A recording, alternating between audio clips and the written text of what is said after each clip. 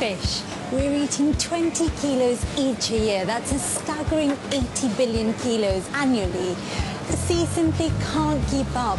Our favourites like cod are under severe threat. But luckily, there's a new contender on the block. Meet tilapia. It's controversial though, as some of it is imported from a country torn apart by political unrest, whose people are facing severe food shortages.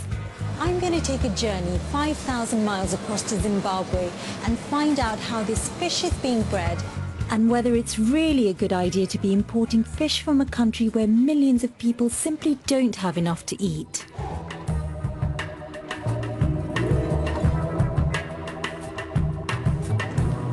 I've travelled 5 hours from Harare Airport to come to LakeHarvest in Kariba, a fish farm which exports 3,000 tonnes of tilapia to the UK every year. That's a vast quantity of fish from a country where food is clearly a scarce commodity. My first impressions of Zimbabwe were based on my arrival in Harare. After getting out of the airport, one of the first things I did was go into a supermarket, and it really seemed to be like the little shop that the delivery man forgot. It was so scarce, the things on the shelves, it just wasn't enough. And that was one of the middle class, regular supermarkets that people would do their shopping at. There just wasn't enough. Lake Kariba, with its 200-kilometre shoreline, was once a thriving tourist destination. But for the past 3 decades, Robert Mugabe has presided over a nation whose economy is in tatters, where political repression and violence are commonplace, and where 1 in 3 children are chronically malnourished. It seems wrong that in a country where millions don't have enough to eat, this lake is teeming with tilapia fish which are headed for the UK. Good morning, Watson. Morning. How are you? I'm good. Is one of those for me? Yeah, yes, this is your life jacket. Assistant Manager of Fish Breeding, Watson Pasipamere, takes me to see how these fish are being harvested. What have we got here? These huge circular tanks, what are they?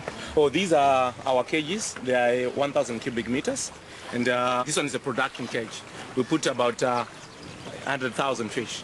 What are you doing by keeping them in the cages here? Is it just part of the growing process? Yes, we are feeding them continuously for about 8 times a day. 8 times a day? 8 times a That's day, a yes. lot of fish food. Yes, which actually amounts to about 500 to 600 kgs a day. In the UK, we're sold tilapia as a sustainable alternative to our threatened cod. But one of the controversies surrounding fish farming is that most fish are carnivorous. Much of their diet consists of ground-up wild fish, which means depleting already dangerously low fish stocks. But these farm tilapia fish are fed a different kind of diet. What's the fish feed made up out of? It is made up of soya cake, maize, and about 3% of fish meal. So as these tilapia are fed a diet that's only 3% fish, they might seem like a sustainable answer to our fish scarcity back home. But I want to know whether it's ethically acceptable to buy food from Zimbabwe. I talked to General Manager Gariki Muntasre. What does LakeHarvest mean to the community here?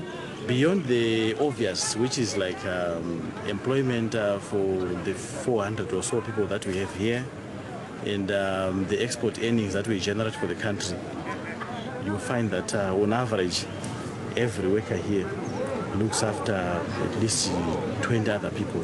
20 other people? Yeah, with their income that they make here. For others like me, probably even a lot more. How many would you say you're looking after? I probably look after close to 80 people.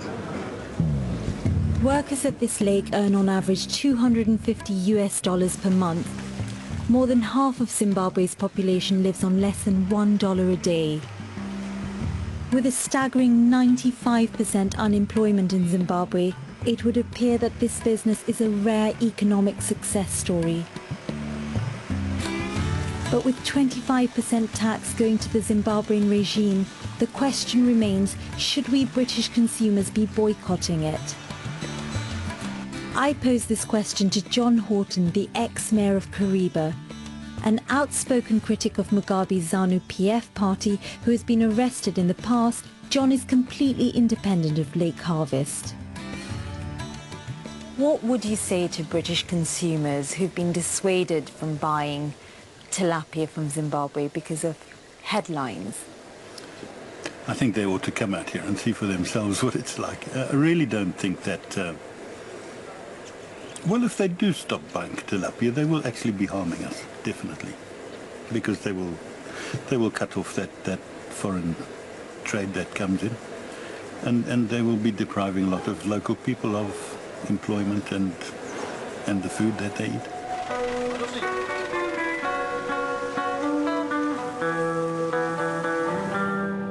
2 hours after the tilapia are harvested, they are brought to this processing plant where they're descaled, filleted and packed. I'm in the ladies' locker room about to get into the first of my very fetching uniforms. I hope this fits. There's all these hygiene rules and regulations.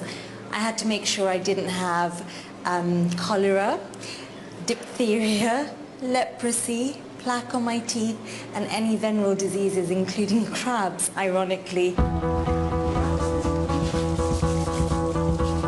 Yes, they're okay. This farm processes 500 tons of fresh fillets for export to the UK every year, including Waitrose supermarket. While we get the fillet, cheaper offcuts like the head, guts and belly flap are sold to a local market.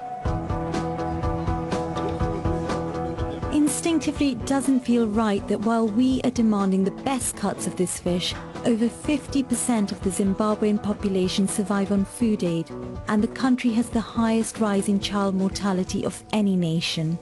However, the UN agency International Trade Center says, whilst many people in Africa don't have enough to eat, Western consumers can help their economies by buying exported food like tilapia, which is produced in a safe and sustainable way, especially as workers in the food export market usually have better working conditions than others. As the tilapia begin their journey back to the UK, it's really hard to stomach the fact that while millions of Zimbabweans don't have enough to eat, the country has this huge resource which provides us Brits with thousands of tons of fish each year. But I've learned that the politics of this issue are not straightforward. While the Zimbabwean government does reap some rewards from tilapia fish production, it's also a lifeline to a very poor community.